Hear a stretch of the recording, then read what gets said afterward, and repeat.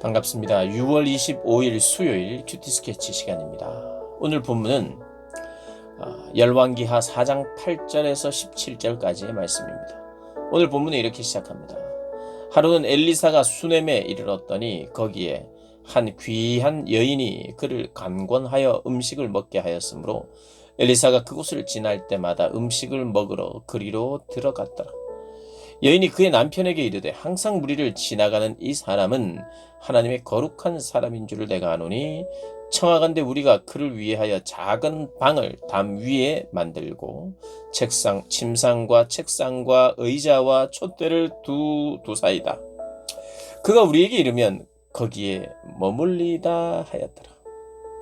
오늘 본문은 어제 본문과는 대조적으로 아주 넉넉한 귀한 부인, 어떻게 보면 원어적으로는 위대한 부인, 경제적으로도 또 주변에 어떤 덕망에 있는 그런 여인이었던 것 같아요. 한 귀한 여인이라고 말합니다. 근데 이 여인이 귀한 여인이라고 하는 데는 참 그 귀함이 더 돋보이는 것은 하나님을 섬기는 여인이었어요.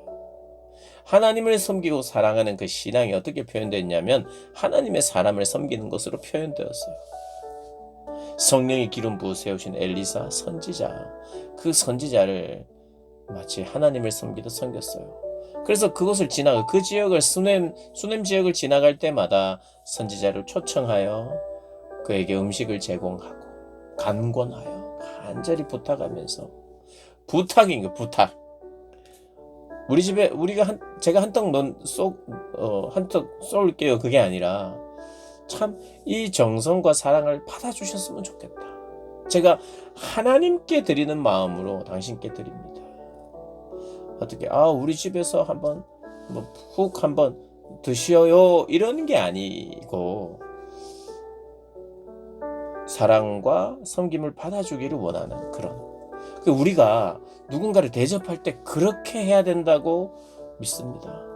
내가 좀 더 가졌으니까 내 가진 것으로 당신에게 즐거움을 주고 싶습니다가 아니라, 주고 싶습니다가 아니라, 나는 당신에게 즐거움을 줄 수 있는 사람이라는 걸 보여주는 게 아니라, 정말 내가 정말 섬기기를 원한다는, 이것이 늘 유지되지 않으면 있어서 대접하는 것도 이것도 그다지 안 좋은 것 같아요. 이 여인이 정말 귀한 여인인 이유는 간권하여 대접하고 그 섬김을 받는 것이, 이 섬김을 받아주십시오. 그것이 저에게 복입니다. 저에게 기쁨입니다. 당신의 기쁨을 위해서 내가 음식을 대접하겠소가 아니라 나의 드림이 나에게 기쁨입니다. 이것은 굉장히 중요한 태도인 것 같아요. 이것을 자칫 잘못하면 대접하면서도 뭔가를 어깨가 높아지는 그런 잘못된 대접으로 계속해서 이어질 수 있다는 것을 우리가 생각해야 할 것 같아요. 이 여인이 간권하여 선지자에게 드리고, 또 그 드림이 기쁨이 되는데 더 기쁜 일을 하고 싶은 거예요. 그건 뭐냐면 여기서 저희가 음식만 대접할 게 아니라 그가 잘 쉴 수 있는 공간을 또 만들어 드리고 싶은 거예요. 그래서 남편에게 이야기합니다. 우리를 지나가는 이 사람은 하나님의 거룩한 사람이다. 하나님이 구별하여 사여 세운 사람이다. 그래서 작은 방을 우리가 하나 만들고 침상, 책상, 의자, 촛대를 두어서 그가 올 때마다 좀 쉴 수 있도록 우리가 안식처를 마련해 드리자. 이런 기쁨의 섬김의 자리까지 나아갔습니다. 그래서 엘리사가 오갈 때에 거기서 들르게 되었고 그렇게 섬김을 받았어요. 그런데 엘리사도 그것이 참 감사하고 기쁘죠. 그게 이런 겁니다. 대접하는 사람들은 겸손하게 감사와 기쁨으로 드리고, 받는 사람은 더더욱 기쁘고 감사하죠. 그 감사와 기쁨이 같이 이렇게 나요.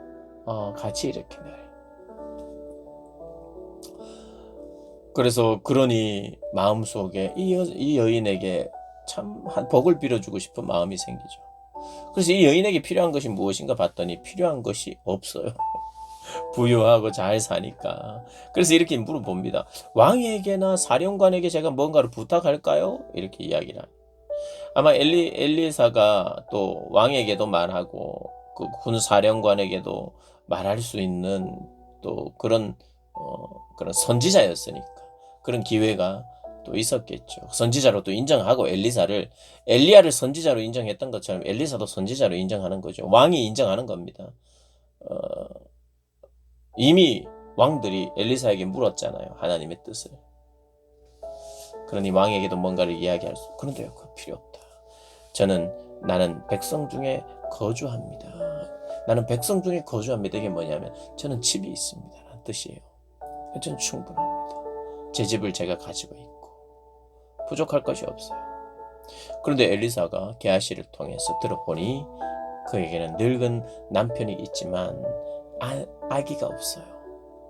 그래서 그 아기가 생기도록 하나님께 기도하고 그것은 마치 이게 엘리사가 나를 잘 대접해서 내가 한번 하나님께 축복하겠습니다. 무엇이든지 한번 말해보세요. 그것을 내가 복을 주겠습니다. 이런 게 아니라 하나님께서 그에게 그런 마음을 주셨겠죠.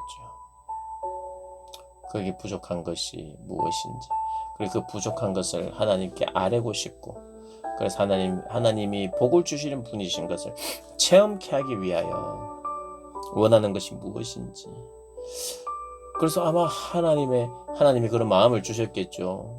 본인이 그냥 아들이 생겼으면 좋겠다. 내년에 생길지어다. 이렇게 한 건 아닐 거고 하나님이 그 마음을 엘리사에게 주셔서 내년에 당신이 아이를 안게 될 것이다 이야기. 근데 여인은 그걸 믿지 않습니다. 믿음이 없어서라기보다 이거 불가능한 일이라 여겼기 때문에 나이 많은 남편과 자기 사이에 아이가 생길 수 없다고 생각한 거죠. 그래서 계집종을 속이지 마십시오. 그렇게 이야기합니다. 그런데 어떻게 됩니까? 17절에 1년 뒤에 아이를 안게 됩니다. 마치 아브라함과 사라의 모습을 보는 것 같죠. 하나님께서 복을 주시고 또 자녀의 복을 하나님께서 허락하시는 주님을 잘 섬길 때 주님은 좋은 것을 주시는 분이신 것을 더 깊이 깨닫게 하시는 분입니다. 하나님은 언제나 좋은 것 주시는 분이시고 그분을 인정하며 또 그분에게 신앙을 고백하는 것이 이렇게 섬김으로 나와야 하죠. 그때 비현실적인 것 같은 일이 기적들이 우리의 삶에서 일어난다는 것도 우리가 기억하면서 그 기적의 하나님 그분은 기적을 베푸시는 하나님 늘 베푸시는 건 아니에요. 사실 엘리야와 엘리사 시대에 기적이 많습니다. 너무 어두웠던 시대이기 때문에 그래요.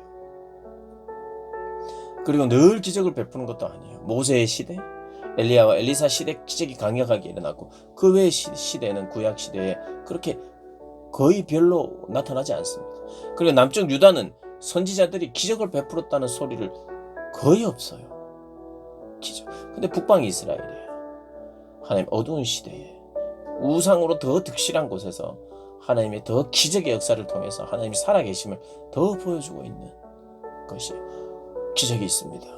하나님은 우리의 삶의 어두움을 밝혀주기 위하여 때로는 기적을 사용하세요. 기적의 하나님입니다. 그 하나님을 믿고 신뢰하되 그 기적은 우리에게 꼭 있어야 되는 것. 그것을 주시는 분이시고 우리의 생각을 뛰어넘어 더 귀하고 좋은 것을 주시는 분이라는 것 잊지 않고 주시기를 좋아하는 분이에요. 사랑의 하나님이라는 것이 그런 뜻이잖아요. 나를 사랑한다는 것은 아끼지 않고 주시는 분이라는 뜻입니다.